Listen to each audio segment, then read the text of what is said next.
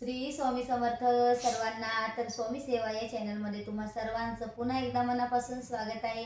जेणेकरून आजचा जो व्हिडिओ होणार आहे, जेणेकरून स्वामी दयाळू होते, तर ते नेमकं कसे होते, तर आज ते तुम्हाला मी या पुस्तकामधून सांगणार आहे बघून.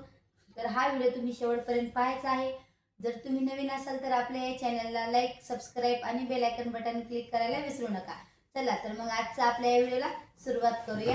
सुरुवात करण्याच्या पहिले तुम्हाला सांगते की श्री स्वामी समर्थ महाराज हे दत्त अवतार पुरुष होते, जेणेकरून त्यांनी जगाच्या कल्याणासाठी दत्तांचा अवतार आहे ते स्वामी समर्थ महाराजांच्या स्वरूपात ते प्रकटलेले आहेत.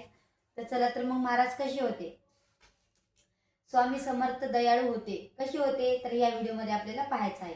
स्वामी समर्थांचे व्यक्तिमत्व फणसासारखे होते, बाहेरून काटे आणि आतून मात्र गोड गऱ्यासारखे.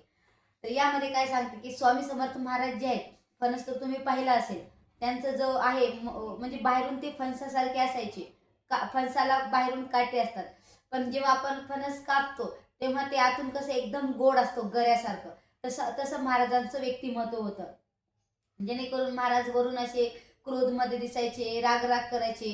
किती जरी तुम्ही स्वामी सेवा केलं तरी महाराज तुमच्यावर रागवायचे. तर ते आतून गऱ्यासारखे होते पण बाहेरून काट्यासारखे होते, असा महाराजांचा स्वभाव होता. चला तर मग पुढच्या टॉपिक मध्ये आपण जाऊया.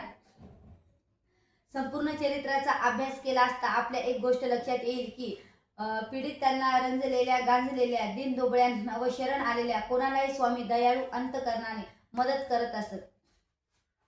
आता समाजामध्ये भरपूर लोक जे आहेत, तर महाराजांचं एक संदेश आहे की जेणेकरून महाराजांचं व्यक्तिमत्व असं होतं की गोर गरिबांना, लंगड्यांना, आंधळ्या पांगळ्यांना सेवा द्यायची, त्यांना मदत करायची, त्यांची रक्षा करायची. पण आजच्या समाजामध्ये ह्या गोष्टी कमी घडतात.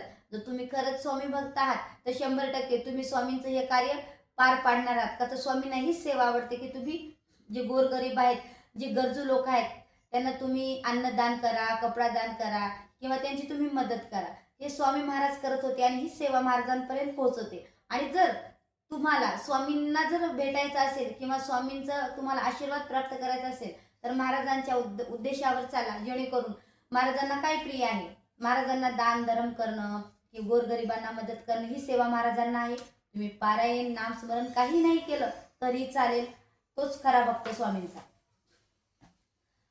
आता एखाद्या वेळेस प्रत्येकाला म्हणजे मंगळवेड्यामध्ये काय होतं की जेणेकरून महाराजांपाशी भरपूर अशी लोक यायची परेशानी, संकट घेऊन. एक कोणाला नोकरी मिळत नसेल, कोणाला बाळ होत नसेल किंवा कोणाचा संसार व्यवस्थित चालत नसेल, तर महाराजांनी ज्याला नोकरी नाही मिळत त्यांना नोकरी मिळवून दिलेली आहे. ज्यांचा संसार बराबर होत नव्हता त्यांना संसार करून दिलेला आहे. जेणेकरून महाराजांनी जे आहे ते सामाजिक कार्य केलेलं आहे आणि समाजासाठी कळलेले आहे.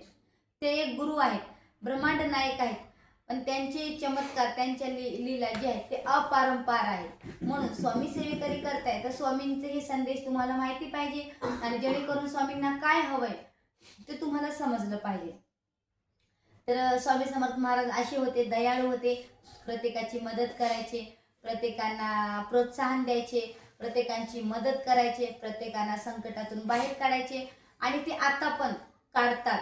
सगळेजण स्वामी सेवा करतात. तुम्हाला अनुभव माहिती असेल की महाराजांची जो कोणी सेवा करतो, शरण जातो अंतकरणाने, महाराज त्यांची सुद्धा इच्छा पूर्ण करतात. एखादा नास्तिक व्यक्ती आहे आणि एखादा आस्तिक व्यक्ती आहे, तर नास्तिकला आस्तिक बनवण्याचं काम महाराजांमध्ये आहे. म्हणून तर म्हणतात की अशक्य ही शक्य करतील स्वामी. जगामध्ये असली कुठलीही गोष्ट नाही की तुम्ही करू शकणार नाही, पण तुम्ही कष्ट करताय, पण त्या कष्टासोबत देवाची साथ असणं तेवढीच महत्वाची आहे. म्हणून जो कोणी स्वामी भक्त असेल तर लोकांना मदत करायची, ज्यांना अन्न पाण्याची गरज आहे अशा लोकांना.